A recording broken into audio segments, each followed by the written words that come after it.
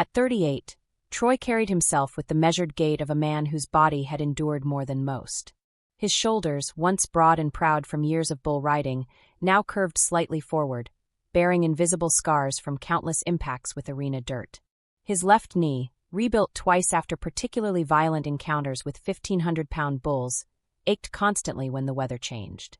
The screen door creaked as he pushed it open, stepping into the cool sanctuary of his living room. The walls were decorated with faded photographs from his glory days. Troy atop bucking bulls, his face a mask of concentration and determination, his free hand raised high as crowds cheered from the stands. Belt buckles gleamed from a display case in the corner, each one a testament to victories that now seemed like they belonged to someone else's life. "You're home early," came a voice from the kitchen. Sarah Daniels appeared in the doorway, her auburn hair pulled back in a ponytail, flour dusting her apron. At 35, she retained the natural beauty that had first caught Troy's eye 15 years ago at a county fair in Laramie, but worry lines had etched themselves around her green eyes over the past few years. "Johnson's Hardware doesn't need me today," Troy replied, settling into his worn leather recliner with a grunt. "Business is slow." Sarah studied her husband's face, recognizing the restlessness that had been growing stronger each day. Since his retirement from professional bull riding 3 years ago, Troy had struggled to find his place in a world that moved at a different pace than the 8-second rides that had once defined his existence. "Emma called," Sarah said, returning to the kitchen. "She's excited about starting high school next month. Wants to know if you'll teach her to drive stick shift." Troy smiled despite himself. Their 15-year-old daughter had inherited his stubborn streak and Sarah's intelligence, a combination that both thrilled and terrified him. Emma lived with Sarah's sister in Cheyenne during the school year, attending a better high school than Casper could offer, but spent summers on the ranch. The sound of gravel crunching under tires drew Troy's attention to the window. A dusty Ford F-250 pulled up beside his truck, and a man in his early 50s climbed out. Marcus Webb had been Troy's traveling partner during his professional career, a bullfighter whose job it was to protect riders when they hit the dirt. Now he ran a small ranch outside of Casper, and occasionally worked local rodeos. "Marcus," Troy called out, stepping onto the porch. "What brings you out here?" Marcus's weathered face was serious as he approached. "Need to talk to you, Troy. Got a proposition that might interest you." They settled on the porch steps, cold beers in hand despite the early hour. Marcus took a long drink before speaking. "You remember Jake Morrison? Rode with us back in the day." Troy nodded. Jake had been a fierce competitor, known for his fearless approach to some of the rankest bulls on the circuit. "Well, Jake's been organizing something special for this year's Cheyenne Frontier Days. A Legends exhibition, bringing back some of the old-timers for one last ride. The purse is $50,000. Troy's beer stopped halfway to his lips. $50,000 would pay off their mortgage and leave enough to fix the barn roof that had been leaking for 2 years. "Who else is riding?" Troy asked, trying to keep his voice casual. "Danny Rodriguez, Mike Patterson, Big Jim Sullivan. All guys our age who stepped away, but still have some fire left." The crowd would go crazy seeing the old guard back in action. Troy stared out at the pasture where their 3 horses grazed in the afternoon heat. He'd bought this place with prize money from his best year on the circuit, dreaming of raising horses and maybe training young riders. But the reality of ranch life had proven more expensive and less fulfilling than he'd imagined. "What bulls they bringing in?" Troy asked. Marcus's expression grew more serious. "That's the thing, Troy. They're not bringing in the usual exhibition stock. These are rank bulls. Active competition animals. Jake wants it to be authentic, not some staged show for tourists." "How authentic are we talking?" "Black Widow's on the list." Troy felt his stomach drop. Black Widow was a legendary bull, known for her intelligence and violence. She'd ended more careers than any other bull on the current circuit, and at 6 years old, she was in her prime. "Jesus, Marcus. Black Widow? She's put 3 guys in the hospital this year alone. I know it sounds crazy, but think about it. When's the last time you felt truly alive? Not just content, not just getting by, but alive." Troy didn't answer because he knew Marcus was right. Since retiring, every day had blended into the next. Wake up, work at the hardware store, come home, watch television, sleep, repeat. The adrenaline rush of competition, the razor-sharp focus required to survive 8 seconds on the back of a furious bull, the roar of the crowd, it all seemed like a distant dream. "Sarah will never go for it," Troy said finally. Sarah doesn't have to know until after you've made your decision. This is about you, Troy. About who you are underneath all this domestic responsibility. Marcus stood up, draining his beer. The entry deadline is tomorrow night. Prize money gets distributed based on placement, but even last place takes home 10 grand. Think about what that could mean for your family. After Marcus drove away, Troy sat alone on the porch as the sun began its descent toward the horizon. The Wyoming sky was painted in shades of orange and pink, the kind of sunset that reminded him why he'd chosen to build his life in this harsh but beautiful landscape. Sarah appeared beside him, settling onto the step with her own beer. What did Marcus want? Troy considered lying, but 15 years of marriage had taught him that Sarah could read him like an open book. There's an exhibition at Cheyenne Frontier Days. A legends competition. Good money. Sarah was quiet for a long moment. When she spoke, her voice was steady but tinged with worry. How good? 50,000 for first place. 10 for last. And you're thinking about it. It wasn't a question.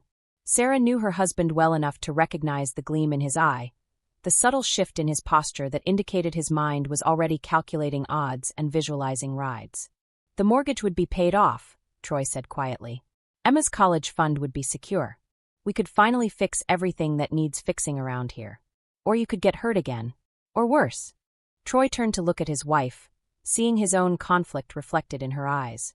She'd supported his career for years, watching from the stands as he risked his life for prize money and glory.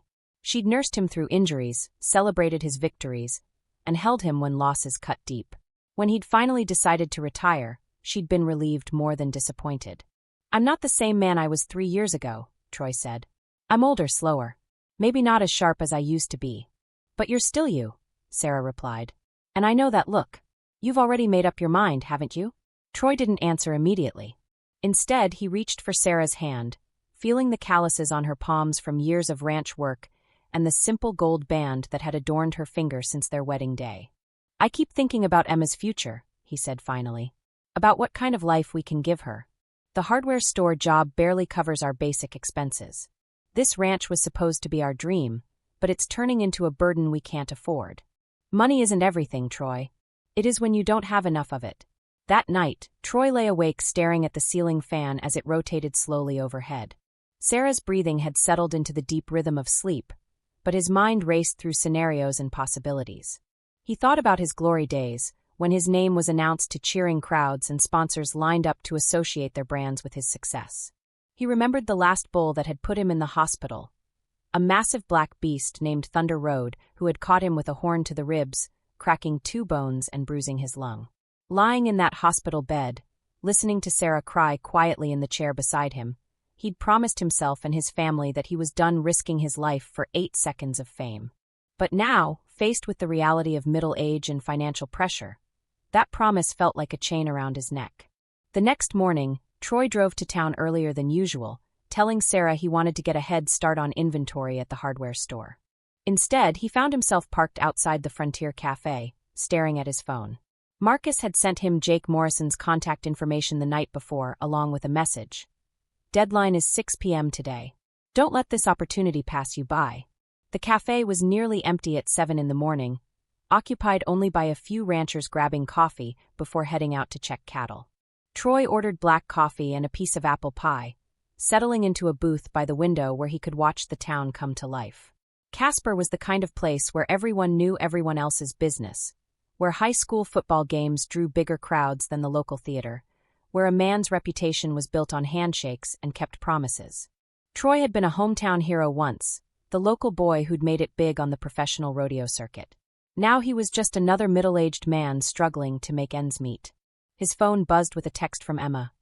Dad, can't wait to see you next weekend. Mom says you might have some exciting news. Troy stared at the message, feeling the weight of his daughter's expectations. Emma had been only 12 when he retired, old enough to understand that her father was a champion but young enough to believe he was invincible. She'd never seen him fail, never watched him get carried out of an arena on a stretcher. At noon, Troy found himself in the hardware store's back office, ostensibly checking inventory but actually researching Black Widow on his phone. The bull's statistics were intimidating.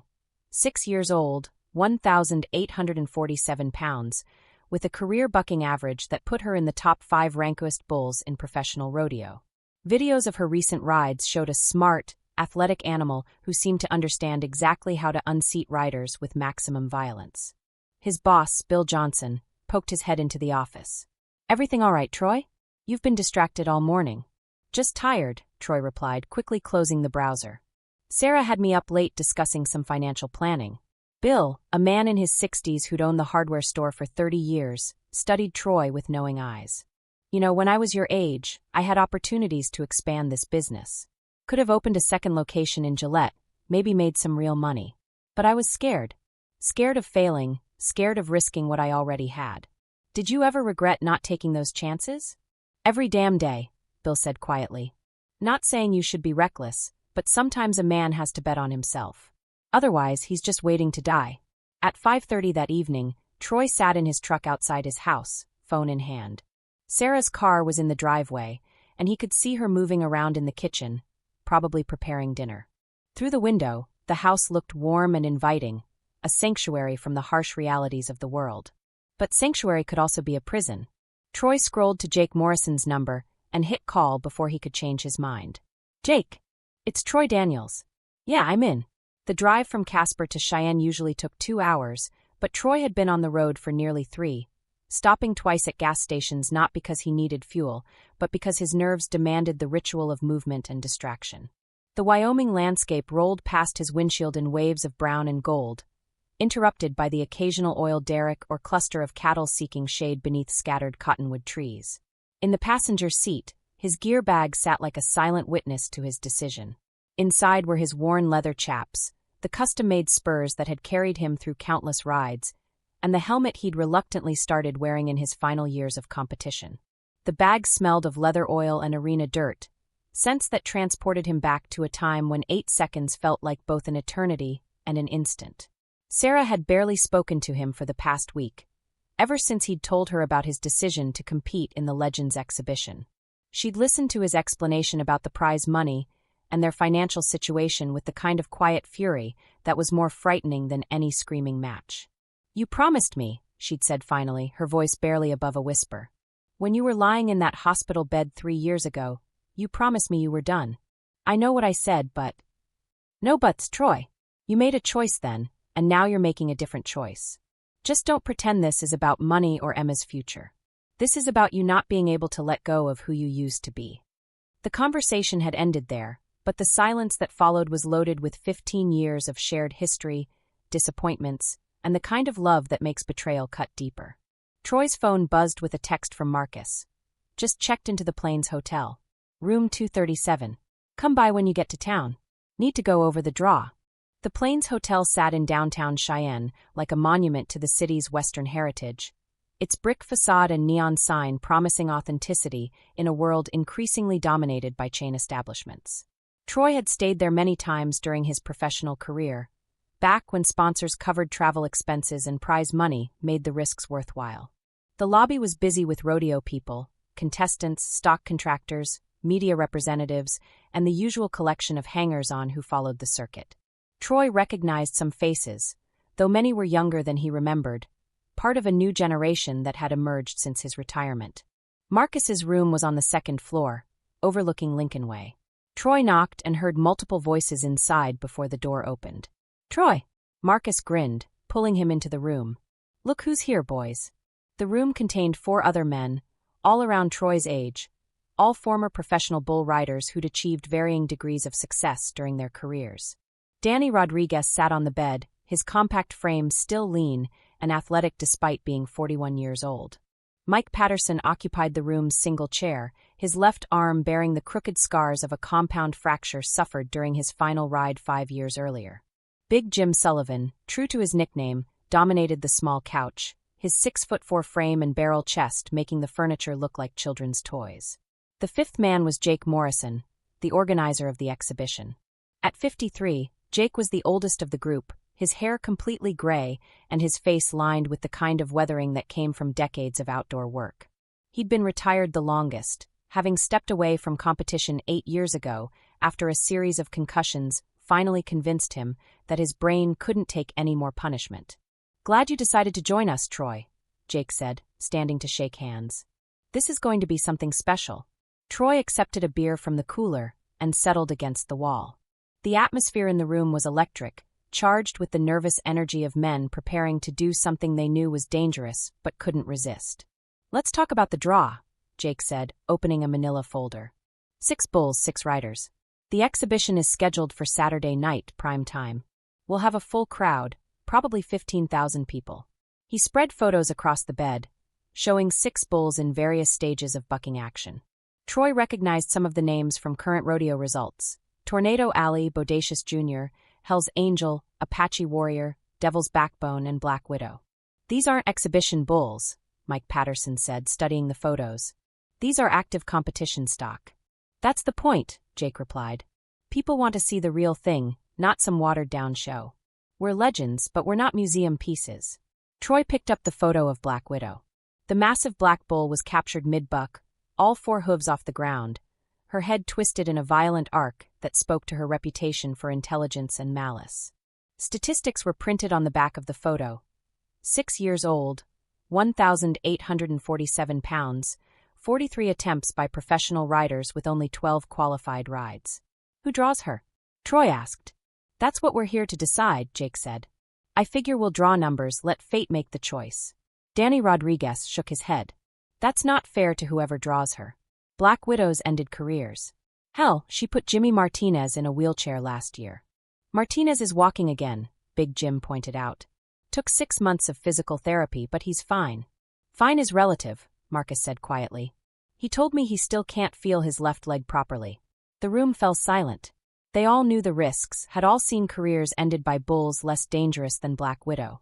But they also knew that backing down now would mean admitting they were too old, too scared, too far removed from their former selves to compete at the highest level. "I'll take her," Troy said. The words came out before he'd fully formed the thought, but once spoken, they felt inevitable. The other men stared at him with expressions ranging from respect to concern. "You sure about that?" Jake asked. "She's not just rank, she's smart. Remembers riders, holds grudges." "I'm sure." Troy wasn't sure at all, but something deep inside him needed to prove that he could still face the most dangerous challenge available. Maybe it was pride, maybe it was the desperate need to feel alive again, or maybe it was simply the stubbornness that had carried him through years of professional competition.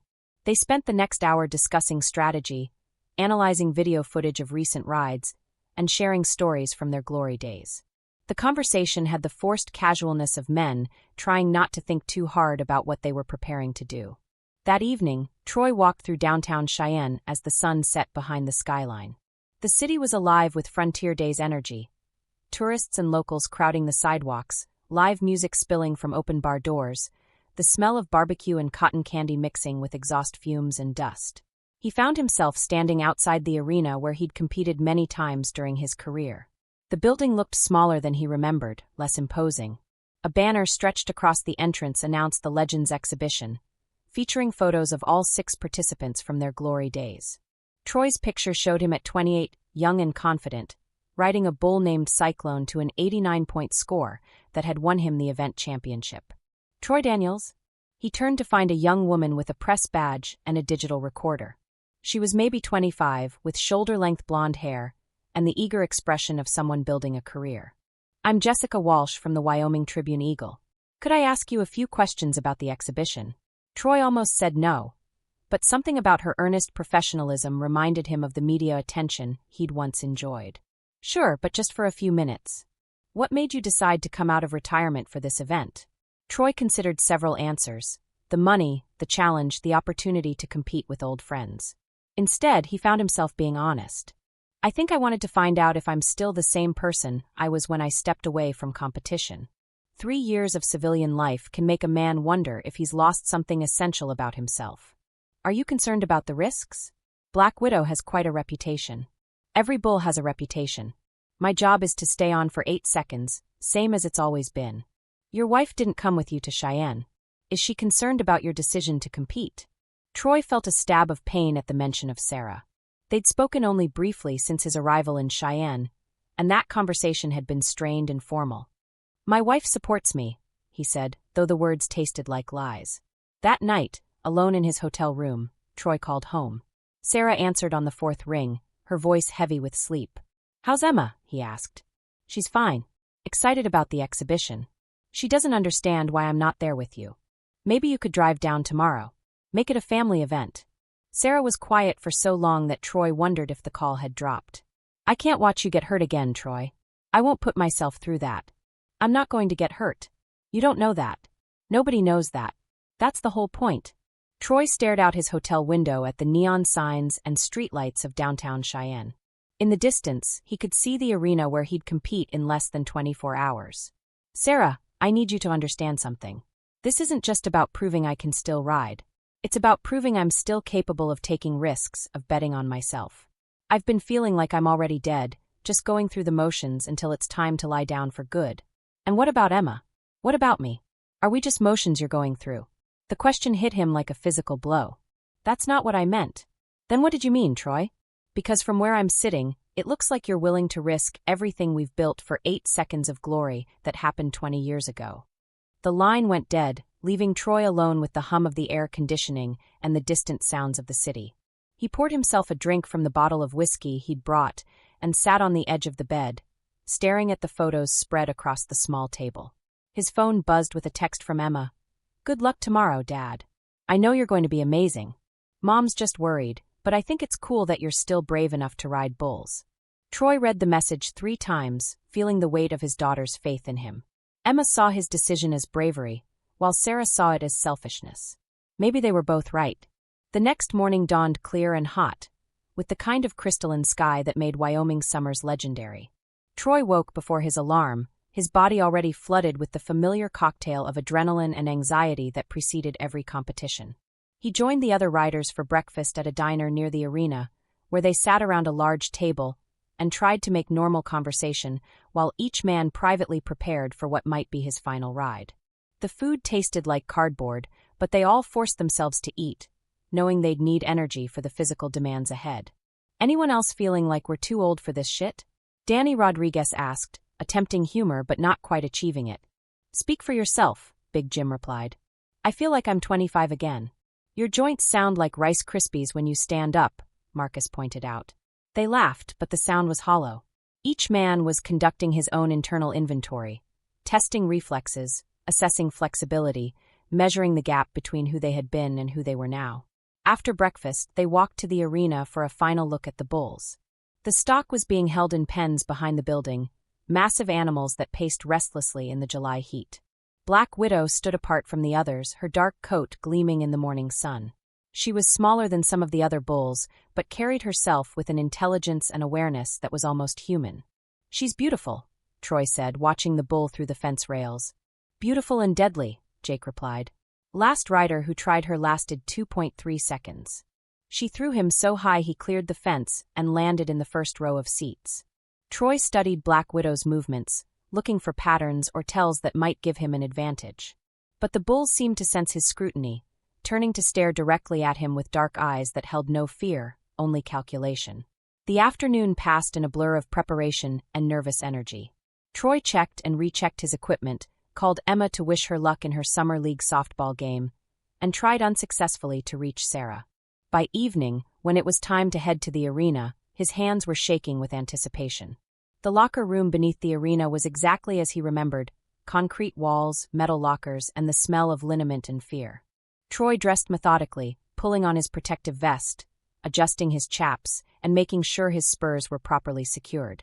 Each piece of equipment was like armor, protecting him from the violence he was about to face.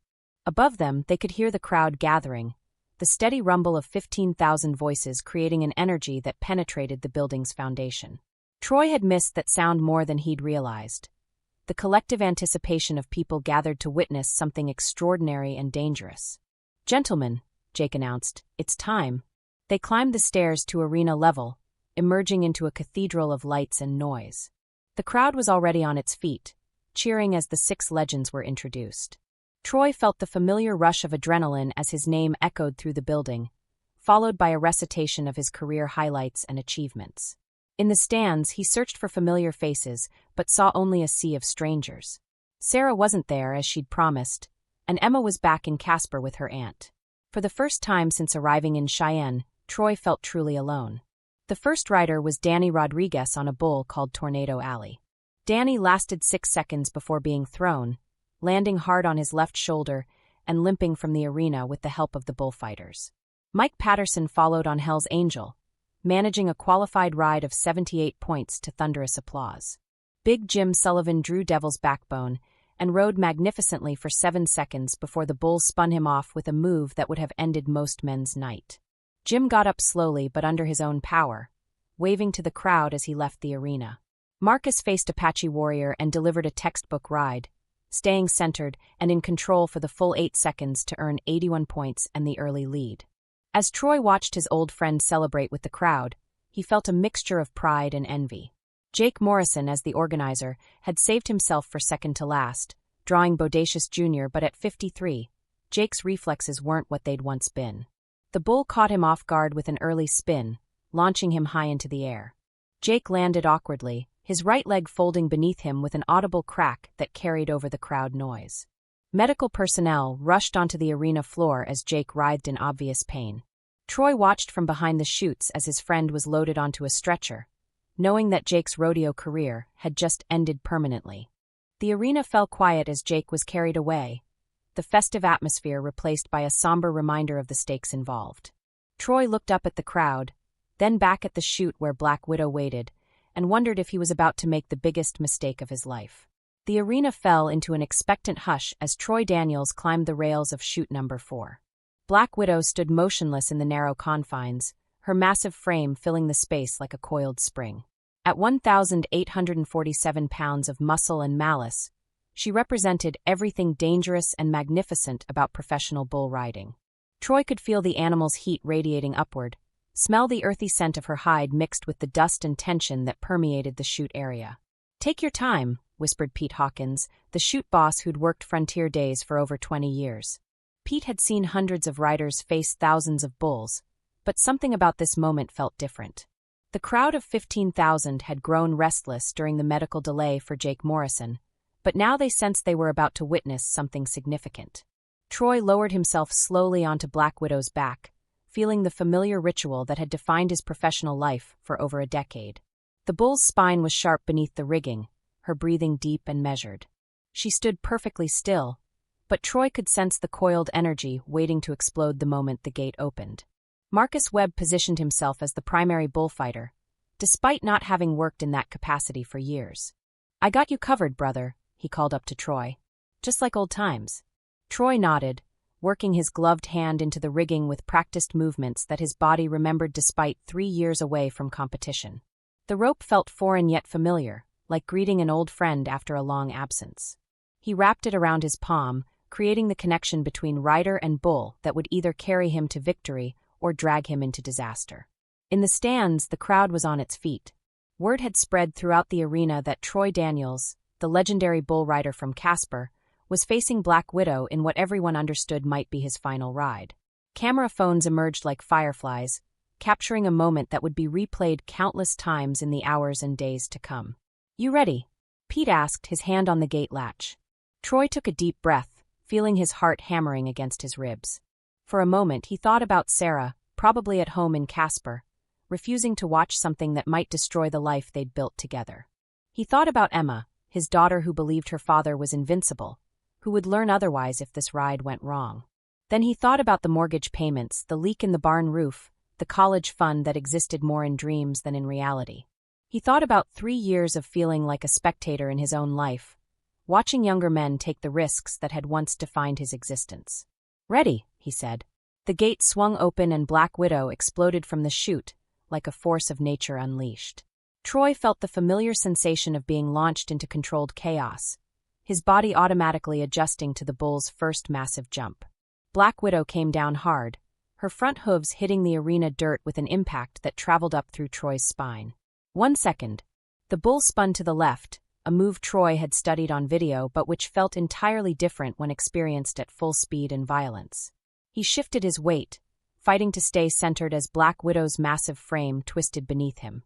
The crowd noise faded to a distant roar as his world narrowed to the space between the bull's shoulders and the 8 seconds that stretched ahead like an eternity. 2 seconds. Black Widow straightened and launched herself into the air again, this time adding a wicked kick with her rear legs that nearly sent Troy over her head. He felt his free arm windmilling wildly as he fought for balance, his spurs raking against the bull's sides. The protective vest that covered his torso felt inadequate against the violence of the ride. 3 seconds. The bull landed and immediately spun right, reversing direction with the kind of athletic intelligence that had made her legendary. Troy's body whipped like a flag in a hurricane, but his legs stayed locked around the bull's flanks, and his riding hand maintained its death grip on the rigging. Sweat stung his eyes, but he didn't dare blink. For seconds, Black Widow paused for a heartbeat, and Troy felt a moment of hope. Some bulls began to tire after their initial explosion of energy, settling into a rhythm that experienced riders could manage. But Black Widow was different. The pause was a setup, a moment of false security before her next assault. 5 seconds. The bull launched herself into the most violent buck Troy had ever experienced. Black Widow twisted her massive frame like a corkscrew, her head dropping between her front legs while her rear end kicked skyward. Troy felt his body separating from the bull, his legs losing their grip, his hand starting to slip in the rigging. 6 seconds. Troy was now riding on instinct and desperation, his body flung around Black Widow's back like a rag doll. The bull's next jump sent him sliding to the left side, dangerously close to her flailing hooves. Marcus Webb moved closer, ready to intervene if Troy came off, but there was nothing anyone could do now except watch the drama play out. 7 seconds. Black Widow straightened and launched herself into what riders called the rocket, a straight-up jump that could send a man 15 feet into the air. Troy felt himself leaving the bull's back, felt the rigging slip from his gloved hand, felt gravity take hold of his body with malicious intent. But he was still connected to Black Widow by the bull rope, which had twisted around his hand in a way that prevented a clean separation. Instead of being thrown clear, Troy found himself dragged alongside the bull as she continued her violent dance. His body slammed against Black Widow's massive frame, then bounced off to be dragged through the arena dirt. 8 seconds. The buzzer sounded, signaling a qualified ride, but Troy couldn't hear it over the roar of blood in his ears. He was trapped beneath Black Widow now, his hand still tangled in the rigging, his body being trampled by hooves that could crush bone like eggshells. Marcus Webb rushed in, trying to free Troy from the bull rope, but Black Widow spun away, taking Troy with her. The crowd's cheers had turned to screams of horror as they watched a legend being destroyed before their eyes. Black Widow seemed to understand that she had her tormentor helpless, and she began to focus her attacks with surgical precision. Her massive hooves found Troy's ribs, his back, his helmet-protected head. Marcus finally managed to cut the bull rope with his knife, freeing Troy from Black Widow's immediate vicinity. But the damage was done. Troy lay motionless in the arena dirt, his body twisted at angles that suggested serious injury. Blood seeped from beneath his helmet, creating a dark stain in the dust. Black Widow stood over her fallen opponent for a moment, as if surveying her work, before trotting toward the exit gate with the kind of satisfied swagger that bulls display after successful encounters with human opponents. The arena fell silent except for the sound of medical personnel rushing across the dirt. Dr. Amanda Rodriguez, the event's chief medical officer, reached Troy first, dropping to her knees beside his still form. She'd seen hundreds of bull riding injuries during her career, but Troy's condition was immediately recognizable as severe. "Get me a backboard and call for life flight," she shouted to her assistants. Troy's helmet was cracked in 2 places, and his breathing was shallow and irregular. Blood trickled from his nose and mouth, indicating probable internal injuries. His left leg was bent at an unnatural angle, clearly broken, but Dr. Rodriguez was more concerned about his head and torso. "Can you hear me, Troy?" she asked, checking his pupils with a small flashlight. There was no response. His eyes were open but unfocused, staring at something beyond the arena lights. Marcus Webb stood nearby, his face pale with shock. He'd protected hundreds of riders during his career as a bullfighter, but he'd never felt as helpless as he did watching Troy being loaded onto the backboard. The crowd remained standing in stunned silence as the medical team worked to stabilize their hometown hero. "Is he going to be okay?" Marcus asked Dr. Rodriguez. She didn't answer immediately, focused on inserting in 4-line and checking Troy's vital signs. When she finally looked up, her expression was grim. "He's suffered significant trauma to his head and torso. We need to get him to Cheyenne Regional immediately." The helicopter landed in the arena's parking lot 8 minutes later, its rotor wash creating dust devils that swirled through the artificial light. Troy was loaded aboard, still unconscious, still connected to machines that monitored his failing body. Dr. Rodriguez climbed in beside him, knowing that the next hour would determine whether Troy Daniels would survive his final ride. As the helicopter lifted off, carrying Troy toward an uncertain future, the arena remained frozen in the aftermath of violence. Black Widow had been returned to her pen, where she stood calmly eating hay as if nothing significant had happened. The other riders, those who could still walk, gathered in stunned silence, each man confronting the reality that they had just witnessed their own possible fate. Marcus pulled out his phone and dialed Sarah's number, knowing it was a call he'd hoped never to make. She answered on the first ring, as if she'd been waiting by the phone. "How did it go?" she asked, though something in Marcus's silence immediately told her everything she needed to know. "Sarah, you need to get to Cheyenne Regional Hospital. Now!" The phone clattered to the floor as Sarah Daniels fell to her knees in her kitchen in Casper, finally understanding the true cost of her husband's need to prove he was still the man he used to be. Outside, the Wyoming night was peaceful and star-filled, indifferent to the tragedy that had just unfolded in an arena 2 hours south. In the helicopter, Dr. Rodriguez fought to keep Troy stable as they raced through the darkness. His blood pressure was dropping, his breathing becoming more labored, his brain swelling from the repeated impacts with Black Widow's hooves. She'd seen injuries like this before, and she knew that even if Troy survived, he would never be the same man who had climbed onto that bull's back.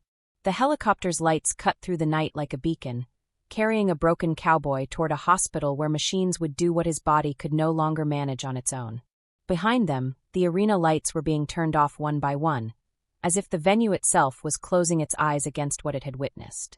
8 seconds had lasted a lifetime, and a lifetime had been destroyed in 8 seconds. The fluorescent lights in the intensive care unit at Cheyenne Regional Medical Center never dimmed, creating an artificial day that stretched endlessly through the hours following Troy Daniels' catastrophic encounter with Black Widow. Room 314 had become a sanctuary of beeping machines, hushed conversations, and the measured rhythm of a ventilator that breathed for a man who could no longer manage the simple act of drawing air into his lungs.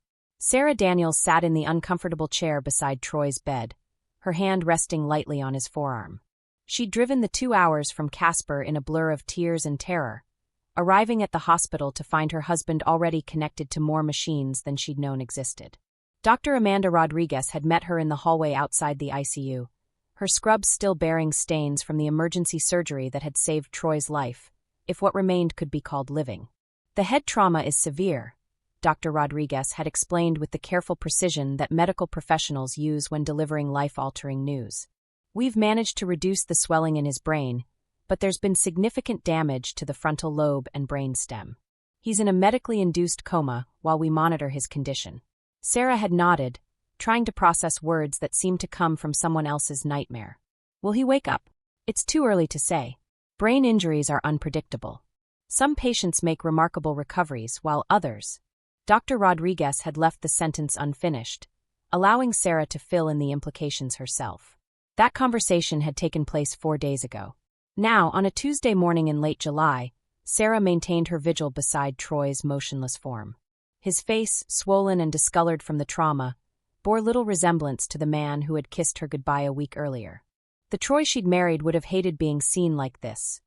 Helpless, dependent, reduced to a collection of vital signs displayed on monitors. Emma arrived on the Greyhound bus from Casper that afternoon, having finally worn down her aunt's resistance to letting a 15-year-old see her father in such condition. Sarah met her in the hospital lobby, and they embraced with the desperate intensity of people clinging to each other in a storm. "How is he?" Emma asked, her voice small and frightened.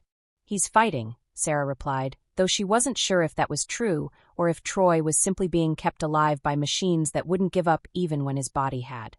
They rode the elevator to the 3rd floor in silence, passing other families who wore the same expression of exhausted worry that had become Sarah's constant companion. The ICU waiting room was occupied by other vigils: an elderly woman whose husband had suffered a stroke, a young couple whose daughter had been in a car accident, the usual collection of people whose lives had been interrupted by sudden catastrophe. Emma stopped at the threshold of Troy's room, her hand gripping the doorframe as she processed the sight of her father connected to tubes and wires, his chest rising and falling with mechanical precision. This wasn't the invincible man who had taught her to ride horses and throw a curveball, who had carried her on his shoulders through county fair midways and told her stories about brave cowboys who always won in the end. "Can he hear us?" Emma whispered. The The doctors say maybe, Sarah replied, though she'd been talking to Troy for days without receiving any response. They encourage us to keep talking to him, to play music he likes, to treat him like he's still with us. Emma approached the bed slowly, as if Troy might startle awake at any moment. She took his hand, noting how different it felt. Cooler, less substantial, as if some essential part of him had already departed. "Hi, Dad," she said softly. "I'm sorry I wasn't here sooner. Aunt Linda didn't want me to see you like this, but I told her you'd want me here." The machines continued their electronic chorus, but Troy showed no sign of awareness.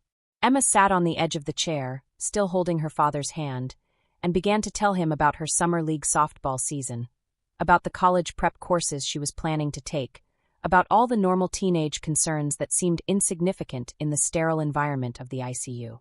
Marcus Webb arrived that evening, carrying a bouquet of wildflowers he'd picked from the roadside between Casper and Cheyenne. He'd visited every day since the accident, bringing updates from the rodeo community, and struggling with his own guilt over encouraging Troy's return to competition. "Any change?" he asked Sarah, though Troy's condition was obvious from the doorway. "No. The swelling in his brain has stabilized, but there's no sign of consciousness. They're talking about reducing the sedation in a few days to see if he responds." Marcus nodded, settling into the second chair that the hospital staff had provided for the growing number of visitors. Troy's accident had made national news, and the room had been filled with flowers, cards, and well wishes from people across the country who remembered his glory days. "Jake Morrison called from Denver," Marcus said. "His leg's going to be fine, just a clean break. He wanted me to tell you how sorry he is about organizing the exhibition." Sarah's expression hardened. "He should be sorry. You all should be. Troy was retired for a reason, but you couldn't leave well enough alone."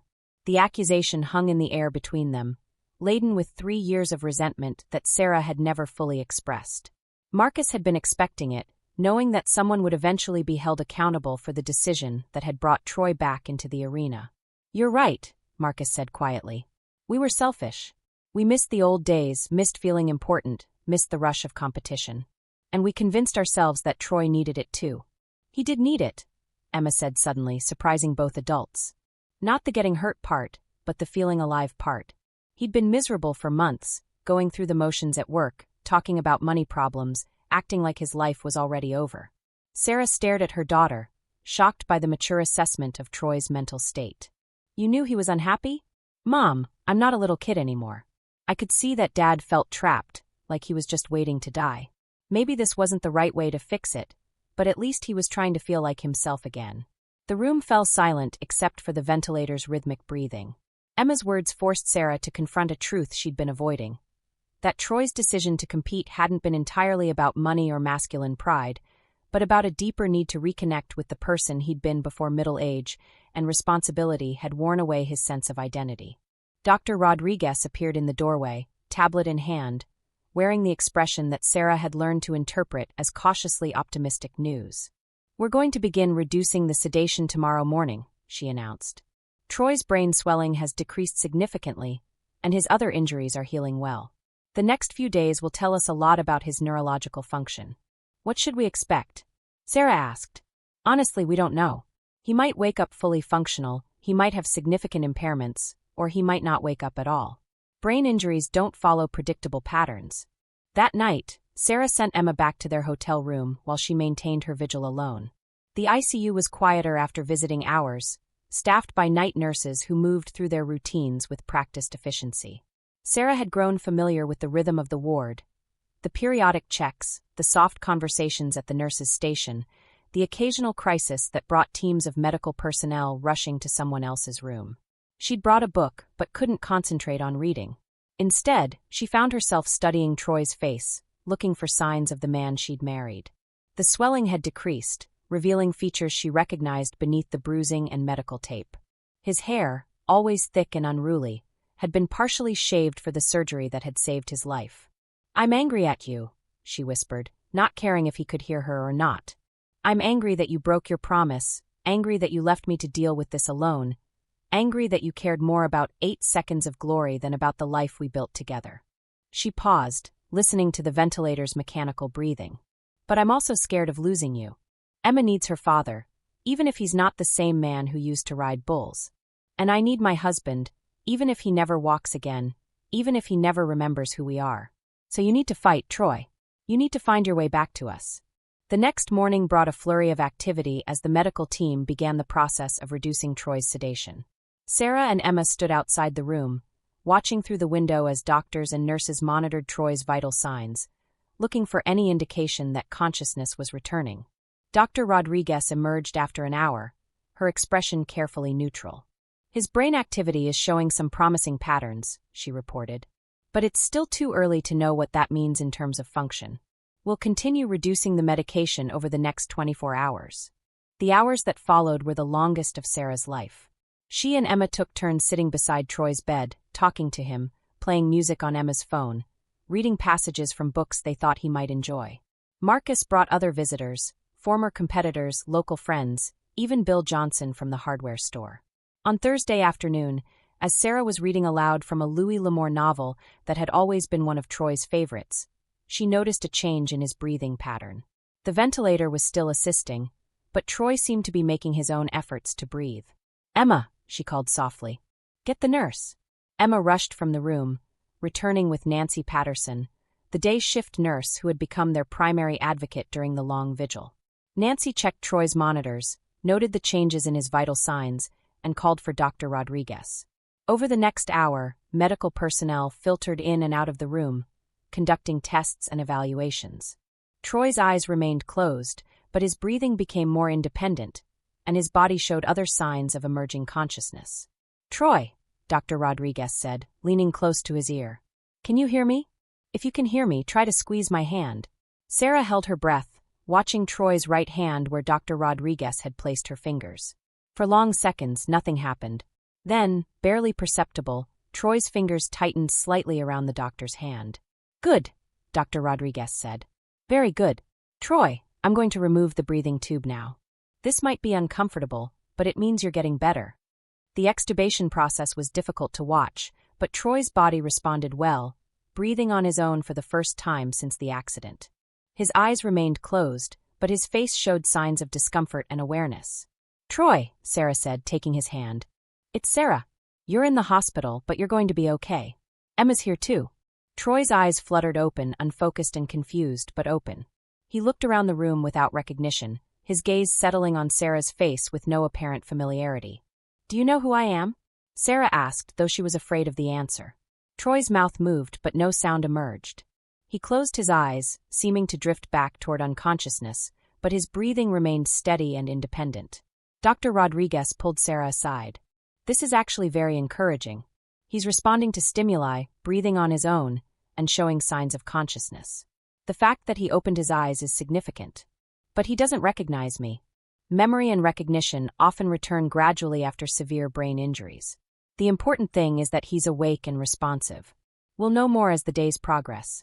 Over the following week, Troy's condition improved incrementally. He began staying awake for longer periods, following movement with his eyes, and responding to simple commands. But his memory remained fragmented, his speech limited to single words that often made no sense in context. Physical therapy began immediately, with specialists working to assess the extent of his motor function impairments. Troy's left side was significantly weaker than his right, and his coordination was severely compromised. Simple tasks like holding a cup or sitting up required assistance and tremendous effort. "The good news is that he's making progress," explained Dr. Jennifer Walsh, the neurologist who had taken over Troy's case. "Brain injuries take time to heal, and patients often continue improving for months or even years after the initial trauma." "Will he ever be himself again?" Emma asked during one of their family conferences. "That's difficult to predict. He may recover most of his abilities, or he may plateau at his current level. What I can tell you is that Troy is a fighter, and his youth and physical fitness are advantages in the recovery process." Sarah found herself living in a strange limbo between hope and despair. The Troy who occasionally spoke her name or squeezed her hand was recognizably her husband, but he was also a stranger who needed help with the most basic functions. The medical bills were mounting despite insurance coverage, and the financial pressures that had originally motivated Troy's return to competition were now multiplied by the cost of his care. Marcus organized a benefit rodeo in Casper, with proceeds going to Troy's medical expenses.